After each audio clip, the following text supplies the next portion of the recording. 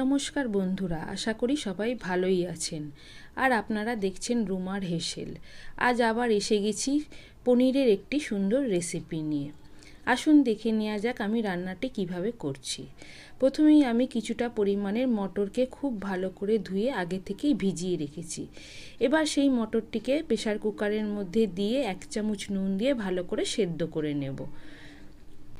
এবার পনিরের তরকারিটি তৈরি করার জন্য একটি মশলার দরকার। তার জন্য নিয়ে নিয়েছি আমি 1 চামচ পোস্ত, 1 চামচ সাদা তিল ও 1 চামচ চালমগজ। সমস্ত কিছু দিয়ে আমি একটি পেস্ট তৈরি করে নেব। এবার কিছুটা পরিমাণের পনির নিয়ে নিয়েছি। আমার এখানে অনেকটা পনির ছিল বলে আমি কেটে এই 100-150 মতন পনির নিয়ে নিয়েছি। এবার পনিরগুলোকে আমি একটি ছুরির সাহায্যে ছোট ছোট টুকরো করে কেটে নেব। খুব বড় করে কাটবো না, দেখুন আমি কীরকম ছোট ছোট করে কেটে নিচ্ছি। এইভাবেই আমি সমস্ত পনিরগুলোকে কেটে নেব। এই পনিরের তরকারিটা করার জন্য আমার কয়েকটি সবজির দরকার। প্রথমেই আমি একটি ক্যাপসিকাম নিয়ে নিয়েছি। ক্যাপসিকামটা অনেক বড় বলে আমি এখানে হাফ ক্যাপসিকাম নিয়েছি। ক্যাপসিকামগুলোকেও আমি ছোট ছোট চৌকো চৌকো করে কেটে নেব। ক্যাপসিকামগুলো কাটা হয়ে গেছে। এবার আমি একটি মাঝারি সাইজের টমেটোকেও ঠিক এইভাবেই ছোট ছোট চৌকো চৌকো করে কেটে নেব। এপাশে আমি দুটো মাঝারি সাইজের আলুকেও কেটে ছোট ছোট করে নিয়েছি। দেখুন আমি আলুগুলোকেও ছোট ছোট করে কেটে নিয়েছি। এবার গ্যাসে কড়া বসিয়ে দিয়েছি। কড়াতে আমি তেলও দিয়ে দিয়েছি। ওই তেলের মধ্যে আমি পনিরগুলোকে খুব হালকাভাবে একটু ভেজে নেব। খুব বেশি করে ভাজবো না, পনির খুব বেশি ভাজলে শক্ত হয়ে যায়। তাই হালকা করে ভেজে আমি উষ্ণ গরম জলের মধ্যে দিয়ে দেব। গরম জলের মধ্যে আমি একটু নুনও দিয়ে দিয়েছি। আমি এইভাবে সমস্ত পনিরগুলোকে তুলে নেব। এবার ওই তেলের মধ্যেই আমি আলুগুলোকেও ভালো করে ভেজে নেব। সমস্ত আলুগুলো দিয়ে দিয়েছি।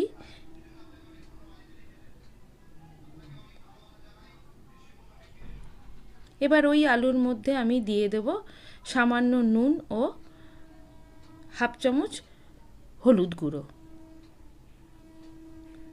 আলুর সাথে এগুলি মিশিয়ে নিয়ে খুব ভালো করে ভেজে আমি তুলে নেব। আলু ভাজাগুলো আমার হয়ে গেছে। এবার এই তেলের মধ্যে আমি ফোড়নের জন্য দিয়ে দেব 1 চামচ জিরে, দুটো শুকনো লঙ্কা ও একটা তেজপাতা। ফোড়নটা একটু ভাজা হয়ে গেলে এর মধ্যে বেটে রাখা পেস্টটা দিয়ে দেব। পেস্টটা দেওয়ার পর খুব ভালো করে তেলের সাথে মিশিয়ে নেব। এবার পেস্টটা যাতে নিচে না লেগে যায় এর জন্য আমি বাটি ধুয়ে সামান্য জলও দিয়ে দেব।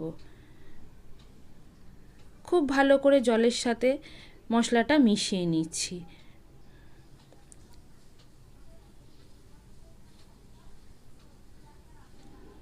মশলাটা মেশানো হয়ে গেছে। এবার আমি এর মধ্যে দিয়ে দিয়েছি হাফ চামচ হলুদ গুঁড়ো, হাফ চামচ লাল লঙ্কার গুঁড়ো ও হাফ চামচ জিরে গুঁড়ো, আর দিয়ে দেব স্বাদমতো নুন।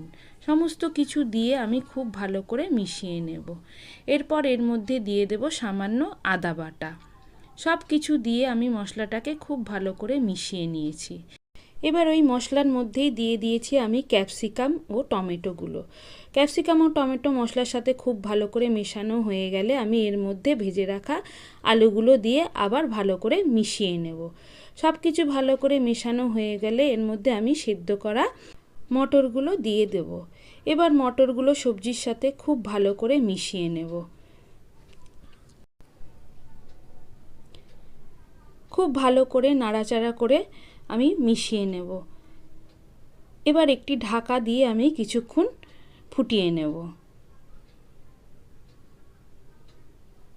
এবার ঢাকাটা খুলে নেব।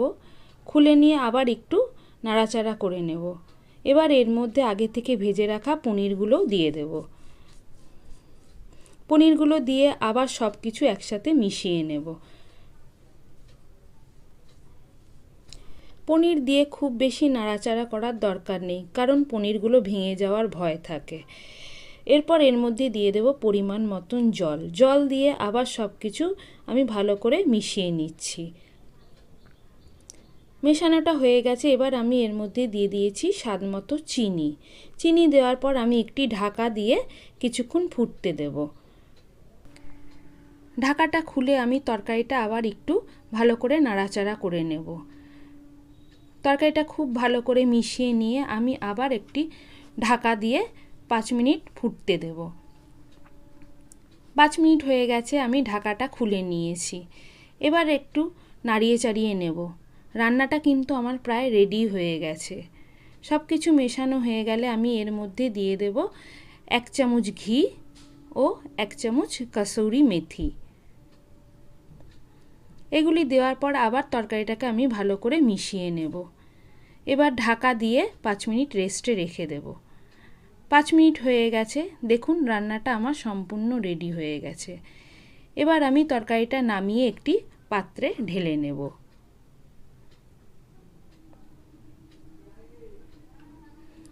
সম্পূর্ণ নিরামিষ তরকারি, আপনারা কোনো উপোসের দিনেও খেতে পারেন, আবার রাতে রুটি, পরোটা ও লুচির সাথে। আমাদের বাড়িতে লুচির সাথেই তরকারিটা খেতে পছন্দ করে, তাই করেছিলাম।